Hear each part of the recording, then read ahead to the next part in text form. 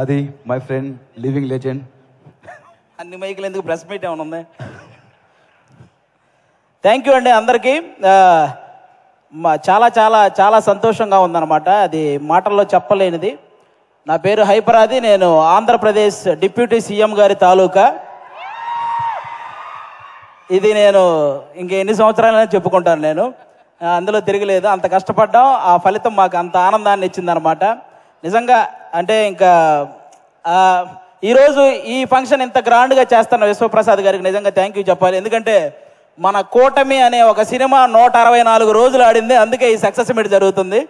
కాబట్టి ఈ సక్సెస్ మీట్కి వచ్చిన మీ అందరికీ కూడా థ్యాంక్ యూ సో మచ్. అంటే ఒక కొడుకు తను సంపాదించిన మొదటి సంపాదన వాళ్ళ తల్లికి ఒక చీర ఇచ్చినప్పుడు ఆ తల్లి కళ్ళల్లో ఎంత ఆనందం అయితే కనపడుతుందో, అలాగే అదే కొడుకు ఎదిగి తను కొనుక్కున్న బైక్ మీద తన తండ్రిని కూర్చోబెట్టుకున్నప్పుడు ఆ తండ్రి కళ్ళల్లో ఎంత ఆనందం అయితే కనపడుతుందో, పవన్ కళ్యాణ్ గారు గెలిచినప్పుడు ప్రతి జన సైనికుడి కళ్ళల్లో అలాంటి ఆనందాన్ని నేను చూశాను.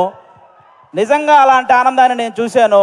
ఎందుకంటే ఆల్మోస్ట్ 10 సంవత్సరాల నుంచి జనసేనకు సంబంధించి ఏదైనా మీటింగ్ జరుగుతున్నప్పుడు చాలామంది కింద నుంచి సీఎం సీఎం అని అరుస్తుంటే కొంతమంది అనేవాళ్ళు, ముందు మీ వాడిని ఎమ్మెల్యే అవ్వమను అప్పుడు చూద్దాం అనేవాళ్ళు.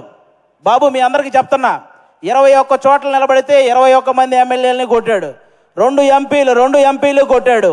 ఇప్పుడు మాట్లాడండి ఎవరైనా, ఆంధ్రప్రదేశ్కి డిప్యూటీ సీఎం, మరి ఇంకెంతకంటే ఏం చెప్పాలి? వాళ్ళందరికీ ఈరోజు చెప్తున్నాను, రాజకీయం అనేది బ్రతికి ఉన్నంత కాలం పవన్ కళ్యాణ్ అనే పేరు వినబడుతూనే ఉంటుంది. అలాంటి సక్సెస్ని మీరు ఈరోజు చూశారు. నాకు తెలిసి 10వ తరగతి సోషల్ బుక్లో మీరందరూ చరిత్రల గురించి చదువుతుంటారు, చాలామంది రాజుల చరిత్ర. వాళ్ళందరికీ ఏమాత్రం తీసిపోని చరిత్ర ఈరోజు పవన్ కళ్యాణ్ గారిది. ఆ రాజుల కాలంలో వాళ్ళు చేసిన యుద్ధాలు, లేకపోతే కుర్చీల కోసం కొట్లాట, చావులు ఇవి మాత్రమే ఉంటాయి. కానీ మన పవన్ కళ్యాణ్ గారి చరిత్రలో త్యాగాలు, సహాయాలు ఇవి ఉంటాయి. ఇలాంటి నాయకుడి గురించి ప్రతి ఒక్కరూ మాట్లాడుకోవాలి, ప్రతి ఒక్కరూ ఆయన్ని ఇన్స్పిరేషన్గా తీసుకోవాలని మనస్ఫూర్తిగా కోరుకుంటున్నాను.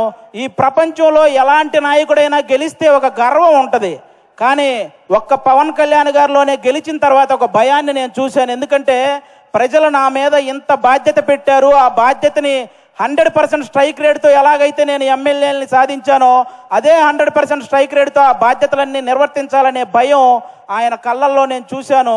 అలాంటి నాయకుడు మనకు దొరికినందుకు నిజంగా మనం అదృష్టంగా భావించాలి.